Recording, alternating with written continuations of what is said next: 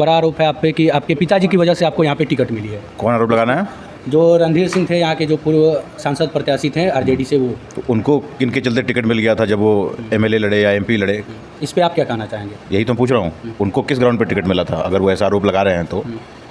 और वो तो हमारे पार्टी के सदस्य कभी रहे नहीं, तो वो होते कौन है सब आरोप लगाने? महाराजगंज लोकसभा क्षेत्र की बात करें तो यहाँ पे आप क्या क्या विकास करेंगे अगर जीत जाते हैं चुनाव तो? सबसे पहले तो यहाँ पे सड़क नाम की कोई चीज़ है ही नहीं। जो भी अपोजिशन वाले थे, जो भी अपोजिशन वाले हैं, उनका सबसे बड़ा दावा आप पे ये है कि आप यहाँ के नहीं हैं तो यहाँ कैसे भी रहेंगे। जो यहाँ के जनता आम वोट आपको देंगी तो आप उनके बीच में रहेंगे। सवाल पूरे बिहार का है, पूरे बिहार के आम जनता का है। चुनाव पे जब भी चुनाव आता है तो लोगों का ये सवाल होता है, चुनाव के बाद भी, कि बिहार में फैक्ट्रियाँ नहीं हैं, चाहे कोई भी इंडस्ट्री नहीं है। क्या महाराजगंज लोकसभा में आने वाले दिन में कभी भी कोई फैक्ट्री बनेगी? नमस्कार, मेरा नाम आदित्य सिंह है, आप VPS न्यूज़ देख रहे हैं। अभी हम महाराजगंज लोकसभा क्षेत्र में हैं और महाराजगंज लोकसभा क्षेत्र से कांग्रेस के भावी उम्मीदवार, युवा नेता बोलिए तो युवा प्रत्याशी हमारे साथ हैं सांसद पद के लिए, आकाश प्रसाद सिंह। सबसे पहले स्वागत करेंगे इनका अपने चैनल में। स्वागत। नमस्कार, आपके सभी दर्शकों को मेरा प्रणाम। महाराजगंज लोकसभा ही आपने क्यों चुना? क्योंकि आपका घर भी इधर छपरा सिवान इस ज़िले में भी नहीं है। ये कोई कार्यकर्ता नहीं चुनता, ये पॉलिटिकल पार्टीज़ फैसला करती हैं और जो आलाकमान का फैसला होता है उसको हम लोग निभाते हैं। घर वैसे तो मेरा थोड़ा बहुत है कनेक्शन इस इलाके से जी। मेरी मदर की जो नानी थी वो छपरा की ही थी। अच्छा, आपने बोला पॉलिटिकल पार्टी चूज करती है, इसमें आप पे एक बड़ा आरोप लग रहा है। जो भी यहाँ पे पहले सांसद उम्मीदवार थे आरजेडी से, उनका एक बड़ा आरोप है आप पे कि आपके पिताजी की वजह से आपको यहाँ पे टिकट मिली है। कौन आरोप लगाना है?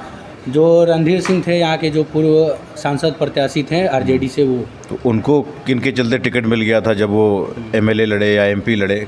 इस पे आप क्या कहना चाहेंगे? यही तो मैं पूछ रहा हूँ, उनको किस ग्राउंड पर टिकट मिला था अगर वो ऐसा आरोप लगा रहे हैं तो? और वो तो हमारे पार्टी के सदस्य कभी रहे नहीं, तो वो होते कौन है सब आरोप लगाने वाले? उनसे तो जनता सवाल पूछना चाह रही है कि आप जिसके खिलाफ चुनाव लड़ते थे उसी से जाके मिल गए, और अब उनके परिवार से कहा जा रहा है कि कट्ठा जाए तो जाए, बीघा नहीं जाने देंगे। जी जी। तो इस टाइप की जातिगत टिप्पणियां जो लोग कर रहे हैं, पहले भी यहाँ पे चर्चा थी आम आवाम में, गरीब गुरबों में, कि ये लोग चाहते हैं कि सिर्फ एक ही वर्ग से यहाँ पे लोग सांसद बने और इसको अपने बाप की बपौती समझते थे।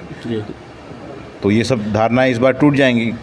हम लोगों को गरीब गुरबों का समर्थन मिल रहा है और उनके आशीर्वाद से यहाँ बड़े मार्जिन से हम लोग जीतने का काम करेंगे।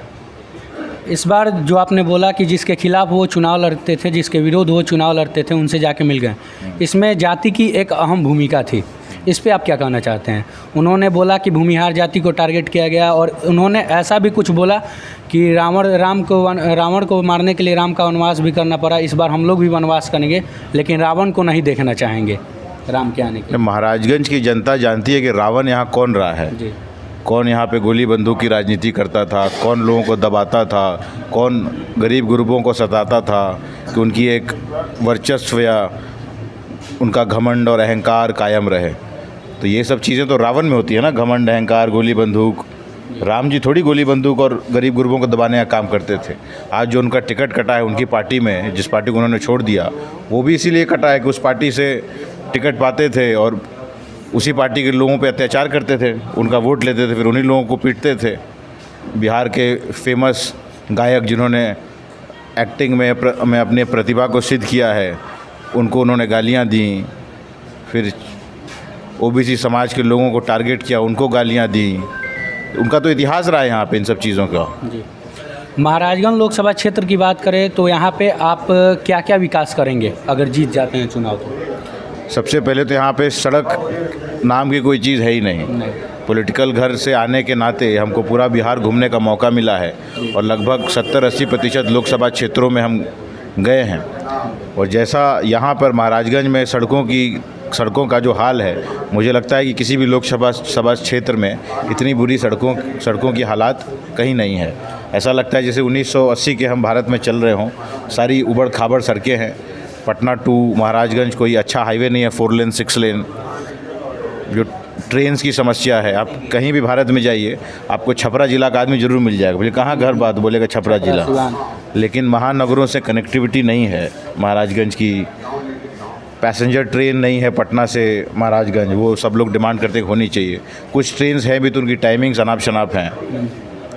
ये सब मुद्दे हैं। बाकी स्वास्थ्य व्यवस्था, शिक्षा व्यवस्था सब चौपट है। कई जगह आप गांव में घूमिए टोलों में तो ये फाटक का प्रॉब्लम है। लोग चाहते हैं कि फाटक बना दिया, एक ही गांव में बीच से जा रहा है तो कोई अंडरपास बन जाए, फ्लाईओवर बन जाए या फाटक कहीं शिफ्ट हो जाए। ये सब चीज़ें हैं, उन सब चीज़ों में मैं काम करूंगा और जो भी यहाँ के लोगों की डिमांड होगी, जो आवाज़ होगी, उस आवाज़ को संसद भवन में पहुँचाने का काम करूँगा। लोग हमको सांसद बनाएंगे तो इस बात से आश्वस्त रह सकते हैं कि मेरे द्वारा किया हुआ किसी भी कार्य से महाराजगंज के लोग या और महाराजगंज की गरिमा को कभी चोट नहीं पहुंचेगी। मेरे आचरण व्यवहार से, मेरे कार्य से, मेरे भाषणों से इस बात का मैं आश्वासन दे सकता हूं। हमको सांसद चुनते हैं तो इस बात के लिए निफ़िक्र हो सकते हैं लोग कि इनका सांसद ईमानदार होगा, कमीशन खोरी ये सब कुछ नहीं करेगा। जो आम धारणा बन गई आजकल बिहार में कि एमपी लाइट फंड मिलता है तो विधायक सांसद उसमें 10% 20% एक कट ले लेते हैं, वो सब चीज़ें नहीं होंगी। आपके जो भी अपोजिशन वाले थे, जो भी अपोजिशन वाले हैं, उनका सबसे बड़ा दावा आप पे ये है कि आप यहाँ के नहीं हैं तो यहाँ कैसे भी रहेंगे। जो यहाँ के जनता आम वोट आपको देंगी तो आप उनके बीच में रहेंगे कि नहीं।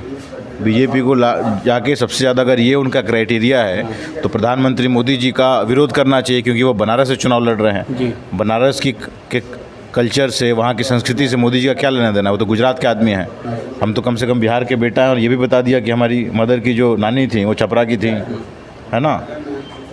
यहाँ जो हम अरवल जहानाबाद मान लीजिए हमारा पैतृक घर है, वैसे तो हम पटना में पैदा हुए, वहीं परवरिश हुई, तो जो पर्व त्यौहार वहाँ मनाया जाता है वही यहाँ मनाया जाता है।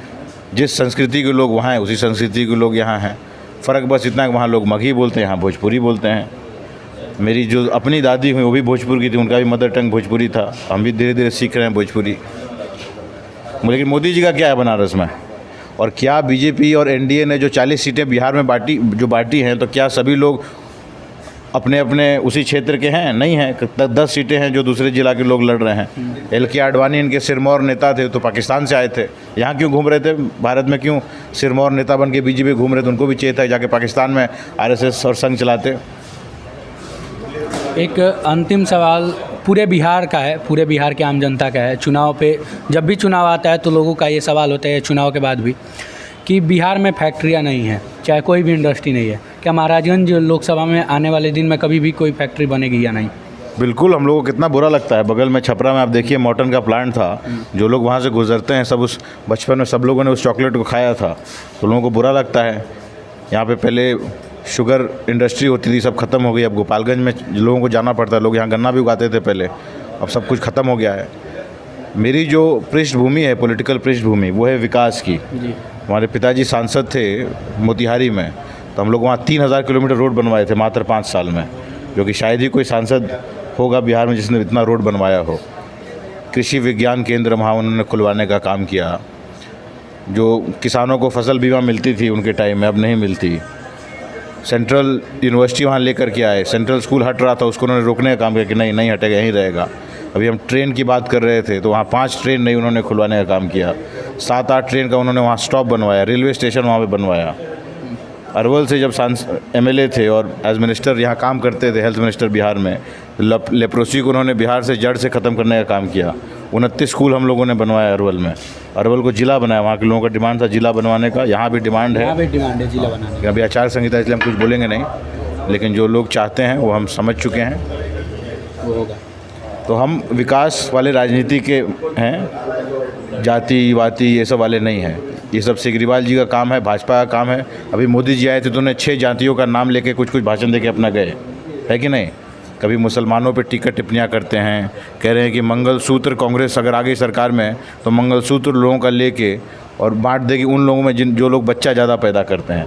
तो पहले तो हम कंफ्यूज हैं कि ये गाली उन्होंने दलित समाज को दिया है, कि दलित समाज में भी लोग ज़्यादा, क्योंकि शिक्षा की कमी है, बच्चे वहाँ लोग ज़्यादा ये करते हैं, या मुसलमानों को गाली दी है। ये तो पहले तो ये कन्फ्यूजन है। और साथ में हमारे मैनिफेस्टो में कहाँ ऐसा लिखा हुआ है? हम लोग सारी पूरी पार्टी चैलेंज कर रही है उनको। 48 पेज का मैनिफेस्टो है। मैनिफेस्टो पब्लिक डॉक्यूमेंट होता है, मीडिया के सामने रखा जाता है और देश भर में बंटता है। यहाँ भी हम लोग बांट रहे हैं, तो कहाँ उसमें लिखा हुआ है? हम लोग चैलेंज कर रहे हैं उनको। और मोदी जी जब ये सब बोलते हैं तो बेवकूफ़ किसको समझते हैं? कांग्रेस को बेवकूफ़ समझते हैं, इंडिया अलायंस को बेवकूफ़ समझते हैं कि इस देश की जनता को बेवकूफ़ समझते हैं ये सब बोल के? जनता ने मन बना लिया, इस बार मोदी जी गए हवा में। इस बार क्या लगता है कितनी वोट से निकलेंगे? मेरे बारे में पूछ रहे हैं? पहले हम 2 लाख से समझ रहे थे, लेकिन कल मेरे नॉमिनेशन में 50,000 से ज़्यादा लोग आए। हम लोग 10-15 हज़ार मान के चल रहे थे, और नॉमिनेशन मेरा छपरा में था, जहाँ काउंटिंग होगी, जहाँ नॉमिनेशन था, तो वो क्षेत्र थोड़ा दूर है। उसके बावजूद 50,000 लोग थे वहाँ, और प्रशासन ने गाड़ियों को 4 किलोमीटर दूर रोक दिया। इतनी गर्मी में लोग आए, बड़े बुजुर्ग पैदल चल के आए हैं। तो अब समझ रहे हैं कि 3-3.5 लाख से कम का मार्जिन मेरा नहीं होगा यहाँ। 3-3.5 लाख प्लस वोट से। अभी तो यही लग रहा है। बहुत बहुत धन्यवाद आपका। Thank you.